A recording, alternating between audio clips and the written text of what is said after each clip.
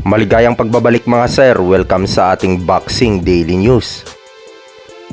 So mga sir, ayon sa trainer ni Terence Bud Crawford na si Bernie Davis, ay kung hindi daw matutuloy ang rematch ni Crawford at Spence ngayong taon, ay gusto niyang makaharap ni Bud Crawford si Keith one-time Thurman.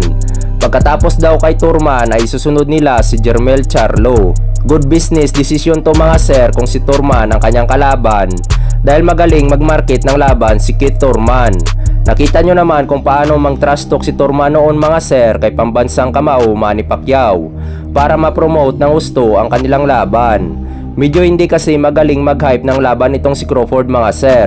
Kaya nga nung nasa top rank pa siya noon ay ayon kay Lulu Bob Arum, palagi siyang lugi sa laban ni Crawford. Dumami lang talaga ang pay-per-view buys ng laban ni Crawford nang nakaharap niya na si Errol Spence Jr. Kaya magandang option itong si Keith Thurman mga sir. Siguradong magandang laban at maraming bibili ng pay-per-view. Matatanda ang hinamon ni Keith one-time Thurman mga sir si Terence Bud Crawford after ng laban ni Crawford kay Errol Spence.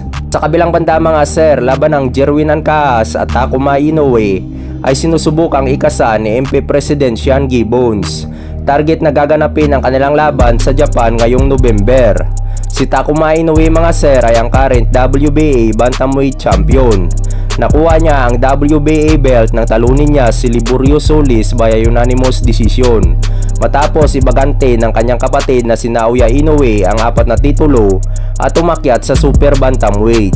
Si Jerwin Ancajas ay rank number 6 ngayon ng WBA sa Bantamweight Division. Hindi pa nakakalaban si Ancajas sa Bantamweight mga sir, ay rank number 6 na agad. Matatandaan mga sir na galing sa dalawang sunod na pagkatalo itong si Jerwin Ancajas sa kamay ni Fernando Daniel Martinez. Kaya ito na ang pagkakataon ni Ancajas na maging champion ulit sakaling matalo niya si WBA Bantamweight Champion Takuma Inoue. Magaling din tong si Takuma Inoue mga sir, kaso walang punching power. May kartadang 18 wins, 4 lang ang knockout at 1 talo.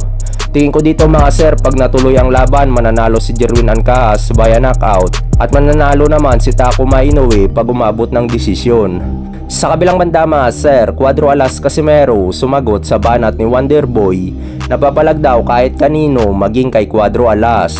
Ayon kasi sa recent post ng Angas ng Pinas, Cuadro Alas Casimero sa kanyang official FB page ay papalag or papawag. Alam nyo ba sila na maglalaban noong March ni Filipos at Martin? Ang tanong dyan, sila ang hindi lumaban. Papalag daw kahit sino. So ano kaya ang magiging outcome ng laban mga sir kung sakaling natuloy ang laban sana ni Carlamis Wonderboy Martin kontra Filipos Ngitumbua? Comment lang kayo sa ibaba. Maraming salamat po.